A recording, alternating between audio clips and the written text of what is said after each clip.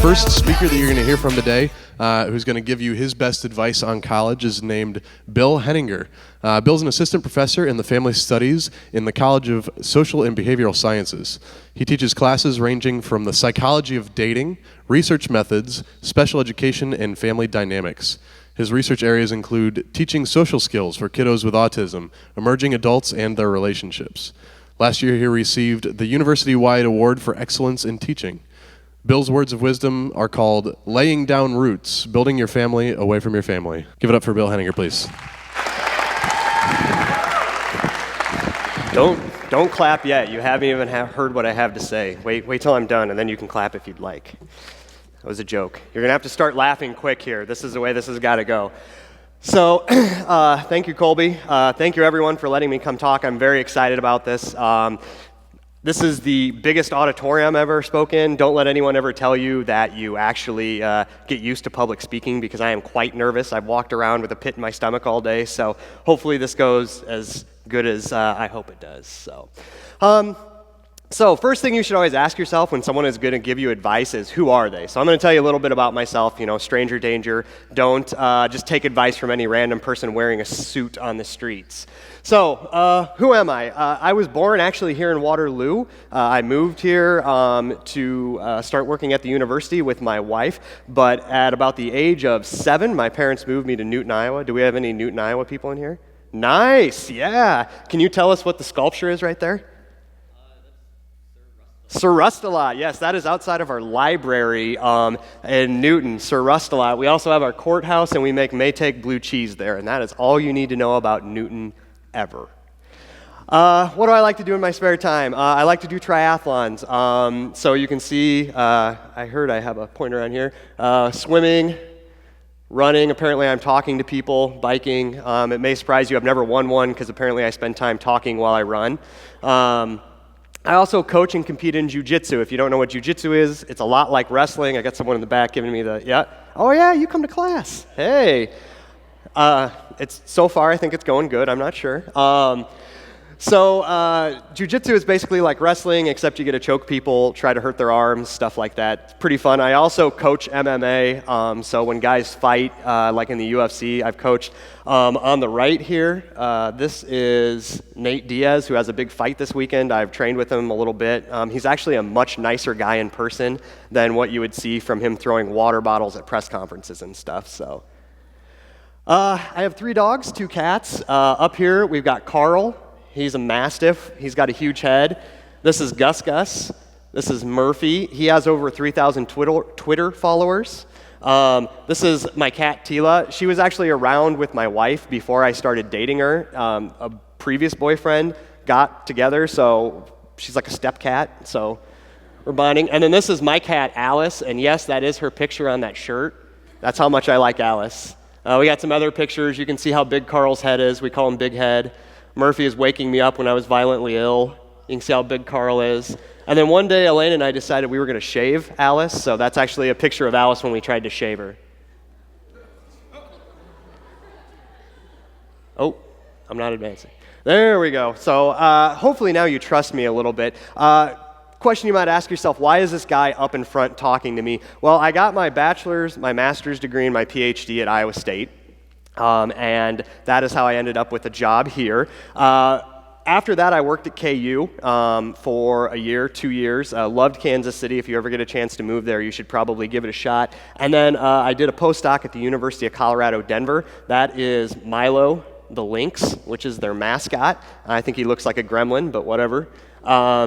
And then I got my job here. So whenever we talk about something, and in our classes, we need to define what we're talking about. I'm going to talk to you about building your family here at college, building the people that are going to be your family away from your family. So we need to define what it is. So I did the best thing you could. I went to Wikipedia and looked up family, because that's a great source of information. You can see we got Merriam-Webster. Merriam-Webster defines it as a group of individuals living under one roof, usually under one head. You've got your subtext that you can read. I don't have to read them to you. My favorite one was a unit of crime. a syndicate like the mafia. I don't think that's the type of family we want to build.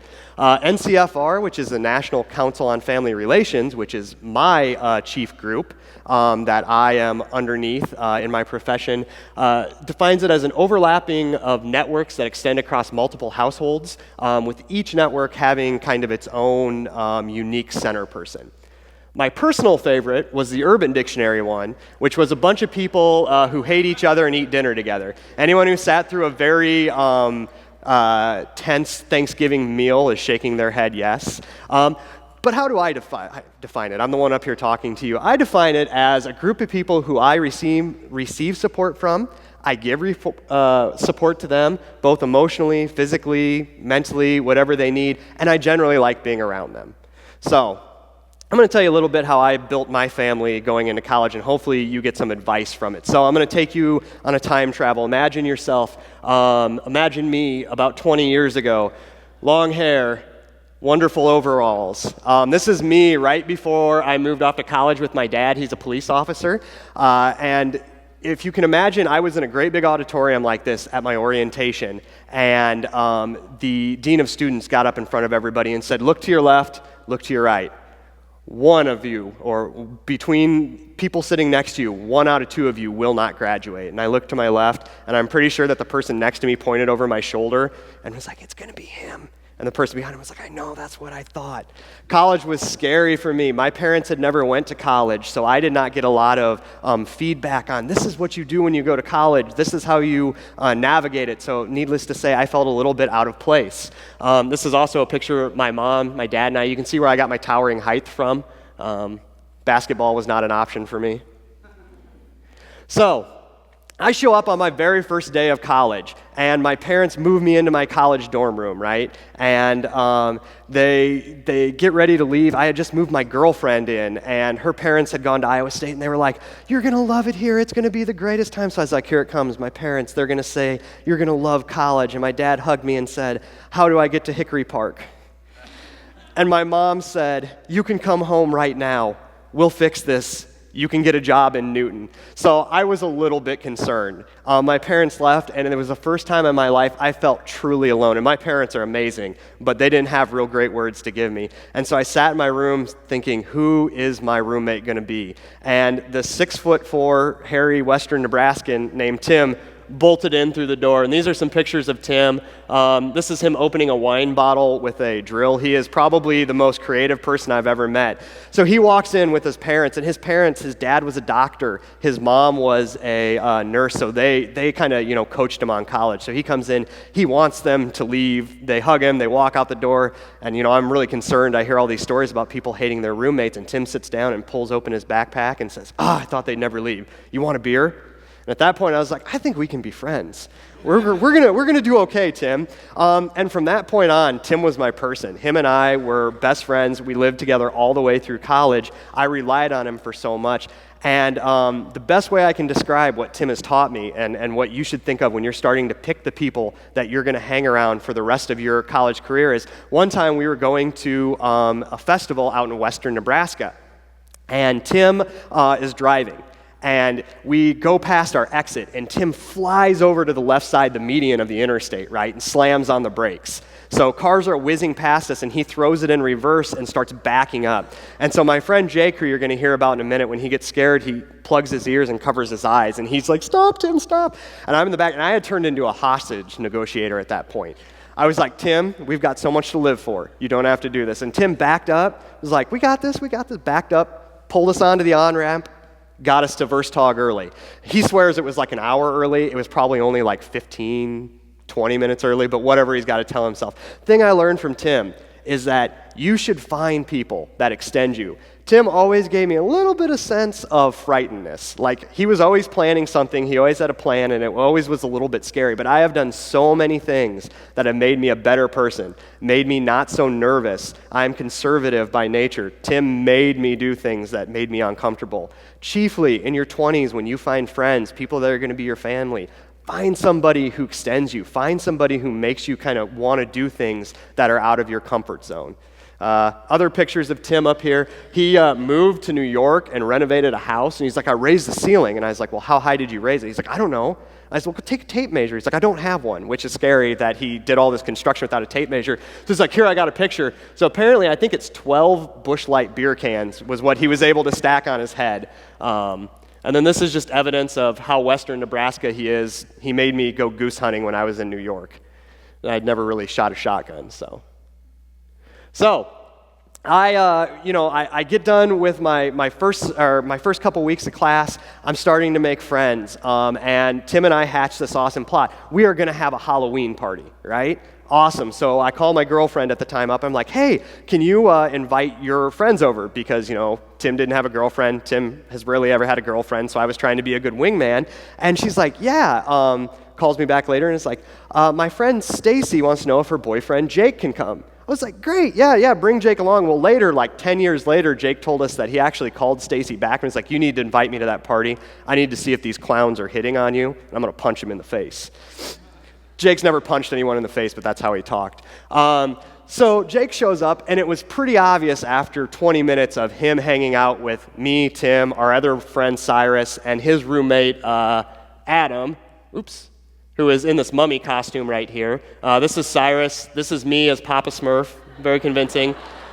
This is Jake, that we were going to be great friends. Jake and I got along. He is one of the nicest guys I've ever met. He loves to be around people. He is the most social person in the world. And so as we progressed through college, we all moved into a house. Well, I had been dating a girl since high school, and she broke up with me. And to say that I was mildly depressed is an understatement. And Jake for the first 2 weeks was like, I'm sorry, that's horrible. And then the next week he said, you know what, forget about her, which is probably not the real word he used. He said, but you got to do stuff. And then what I thought was way too early, but he thought was an appropriate amount of time, he started saying, quit whining, get up, we need to go do something. We're going to go play intramurals. You need to get up. You can whine about it here on the couch, or you can go and whine about it while you're trying to catch a football. You can go whine about it at a bar, right? And so one of the things that he's taught me, and one of the things when you look for people that you are going to interact with when you're at college, you want to find people that are going to help you make sense of the world. You cannot control what is going to happen to you. A lot of the things that are going to happen to you, you cannot control. But you can certainly control how you react to them. And that is one of the things that Jake taught me. You should find people that make you find a way to make sense of the world and go out and deal with it. So, I'm moving on to college. I have to take a quick drink. My mouth gets dry. Edit that out, Keith, please. So I'm moving along at college. I'm having a great time. My girlfriend's broke up with me. I moved to Ireland. I got over it. I moved back to college. I'm in my last semester, right? And I apply for a job at a research center on campus with a professor. And I go in for the interview. And she starts showing me around. She's interviewing me, and she takes me in and says, oh, hey, by the way, this is my grad student that you'll be working with. And this is Elaine, my wife. So this is the day I met my wife. And I introduced myself, and I went home, and my friend said, how did your interview go? And I said, I don't know, it seems kind of boring. But the graduate student was really attractive, so I think I might stick around for a while. And quickly, I devised a bulletproof plan to get to talk to my wife. I found out that Elaine really likes to talk about stats and math, and Elaine really likes to explain stuff to people. So I was going to go in every day with questions about stats and math and talk to her. And lo and behold, after a few months, it worked. I asked her out for a drink. She said yes. She invited me to her house. I went over, obviously, and then we were dating. And I quickly realized that I needed to change some of the things that I was doing in life because I wanted to be the type of person that marries Elaine. The person I was a 22-year-old who kind of floated through life and took things as they came to him. She had already been in graduate school. She was getting her PhD. I realized that I needed to be the type of person that person marries. So my last semester, I worked my butt off to get into graduate school. I went to every class. I did as well as I could on every test that I took. I applied to graduate school. I got in. And the greatest day of my life, she was like, you know what? I'm moving to Kansas City for my postdoc. would you like to come along with me? And I said, yes, I would. I've been waiting for this request the whole time. The thing you should, thank you that you laughed at that. The thing that you should remember as you start to think about who you're going to date, who you're going to hitch up with, who you're going to spend almost the rest of your life with, is that you should find someone that makes you want to wake up in the morning and be a better person. Every morning I wake up and think, I need to be somebody that deserves being married to my wife. And that was something that happened to me early or later in college, and I'm glad I did. It has progressed. Like I said, she moved me to Kansas City, and then she got the job back here. And then I got my doctorate degree, and I ended up back here at the university. She has steered my life this whole way through and been the nicest, kindest, most helpful person that I've ever met. And that is how I ended up here. You might be asking yourself, how did this guy end up in front of me? That's kind of my story. So,